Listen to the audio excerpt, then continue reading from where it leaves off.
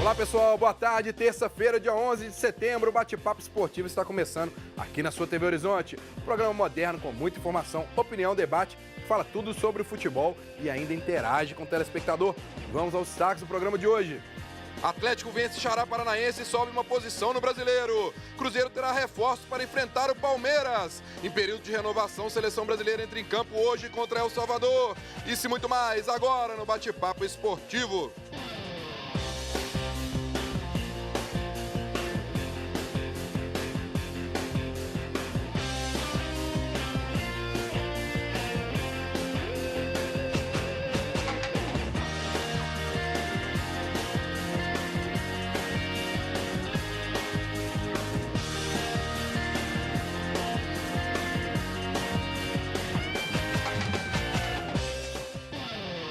Seja bem-vindo ao nosso Bate-Papo Esportivo e convidamos você a participar com a gente para fazer interação entre você e os nossos comentaristas.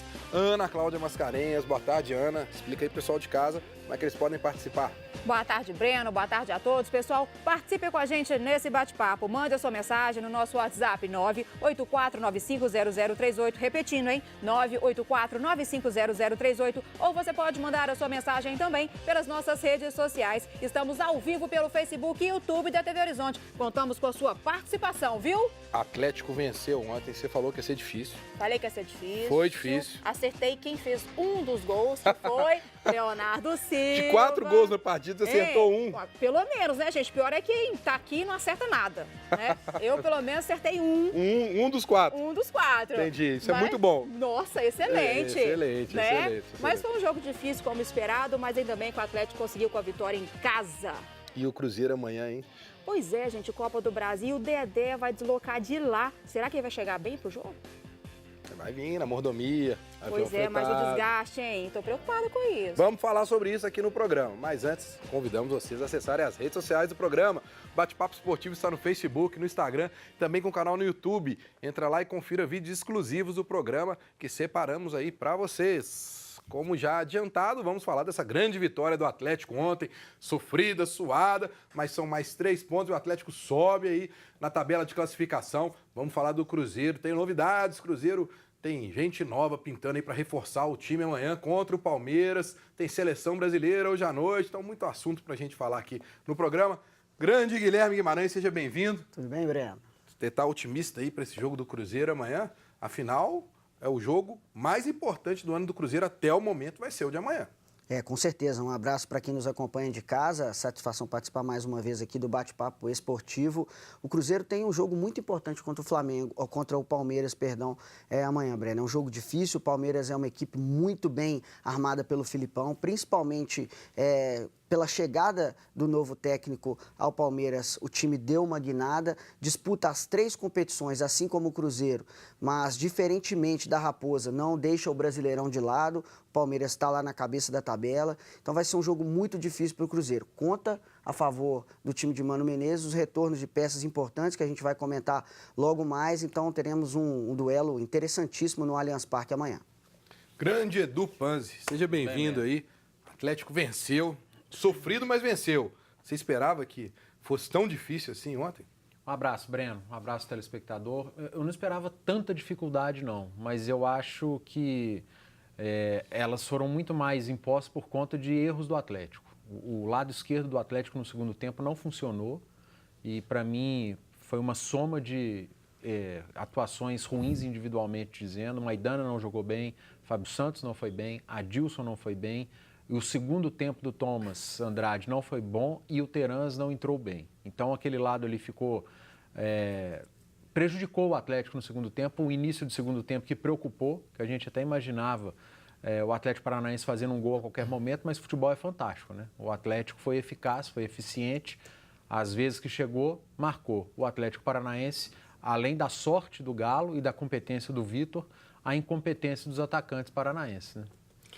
Fechando a turma hoje aqui, Fred Jota, seja bem-vindo aí, Fred. Seleção brasileira, já começou, né? Uma era de renovação, fez seu primeiro amistoso, hoje faz o segundo amistoso contra o El Salvador. Dedé vai estar lá, vai jogar, sair correndo. Como é que você vê aí a cara dessa nova seleção, que hoje vai ter gente nova em campo aí?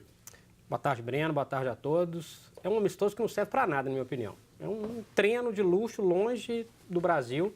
Mais uma etapa da seleção brasileira que começa distante do seu público. Mais uma etapa da seleção que começa com a avacalhação de tirar jogadores em momentos decisivos. Né? Uma pena para o torcedor do Cruzeiro que o Dedé vai entrar em campo hoje. Ótimo para o Dedé, pessoalmente. Péssimo para o Cruzeiro. É uma vergonha. Por mais que ele seja um jogador acima da média, vai chegar aqui num bagaço danado para jogar contra o Palmeiras na quarta-feira. Claro que tem mudanças, tem testes que vão ser feitos, são interessantes os testes para a gente ver, mas enquanto a Europa está lá com a Liga das Nações, e, por exemplo, a gente teve Inglaterra e Espanha, França e Alemanha, França e Holanda, Portugal e Itália, o Brasil faz 2 amistosos desse porte, né? E evidencia para mim toda a bagunça que é e toda a frieza que a seleção brasileira passa para o torcedor.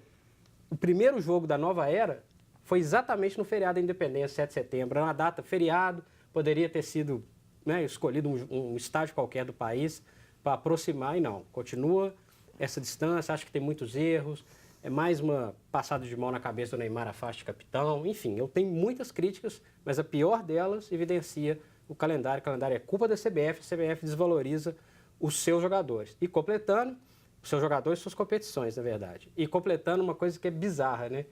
O Fagner foi premiado com mais uma convocação, se contundiu, se recuperou no prazo, porque não viajou, ele vai ter condição de jogo na quarta-feira pelo Corinthians. É uma bagunça, é vergonhoso. Nós estamos falando da seleção brasileira, dessa era de renovação. Vamos conferir aí, o Brasil entra em campo hoje, 9h30 contra El Salvador. Vamos ver aí a escalação da seleção brasileira para hoje.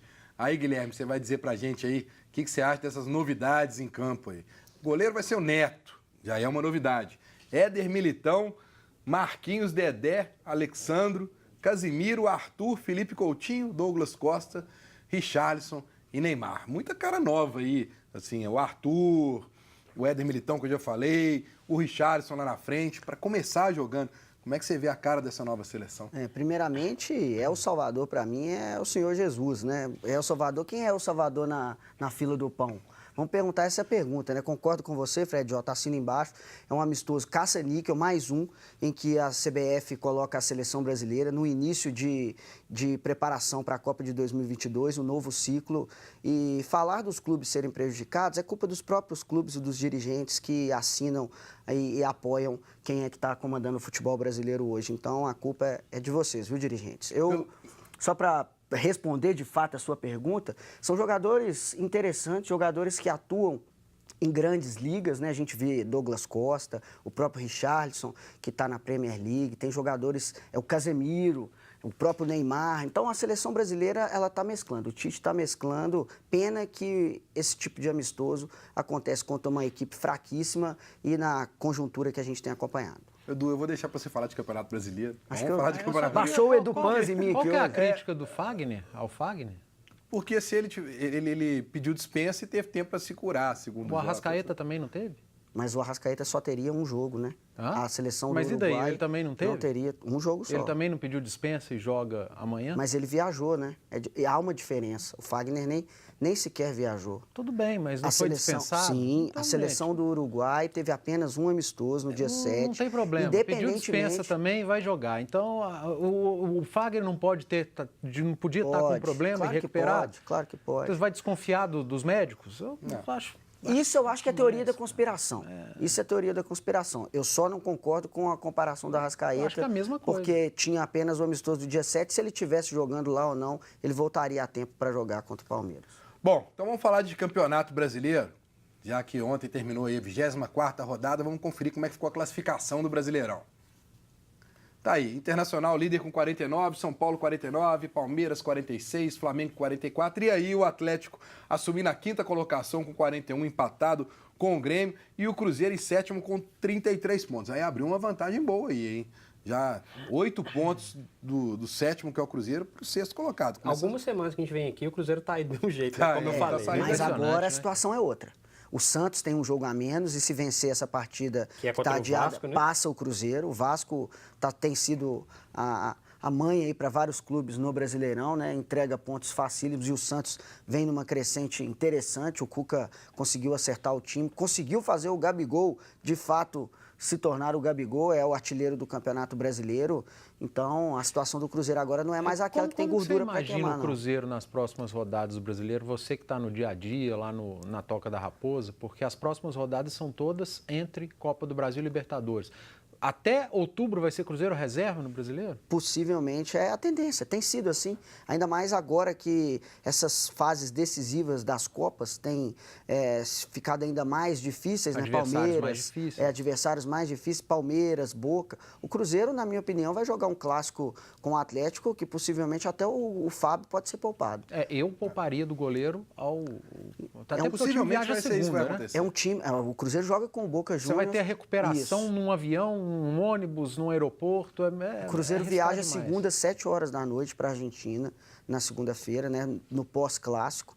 Então, o time que entrará em campo contra o Atlético, a gente ainda tem o jogo com o Palmeiras, mas já estamos adiantando um pouco. No meu entendimento, o time que vai jogar o clássico é aquele Cruzeiro que eu costumo dizer aqui, é o Frankenstein. Vamos acabar de ver a classificação, então? Pra gente achar o América, né? Nós temos que achar o América aí. O América está em 11º com 30 pontos, abriu 6 pontos.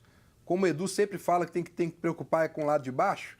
Aí, ó, abriu 6 pontos pro Sport. Só que, Edu, nós comentamos aqui ontem, a vida do América não é muito fácil, não. Botafogo fora, depois São Paulo fora. Não vai ser fácil hora nenhuma. Por isso que eu acho que não foi bom o resultado contra o Ceará.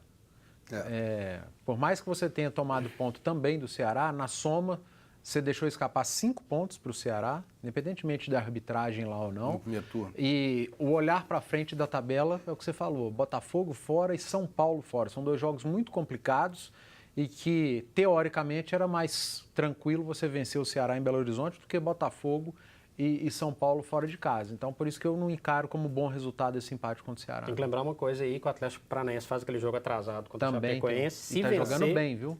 É um time que... Só que vai todo desfalcado, né? Mas, né, tem chance de ganhar a Chapecoense muito mal, né? Perdeu Se 4 vencer, jogadores. o América cai uma posição.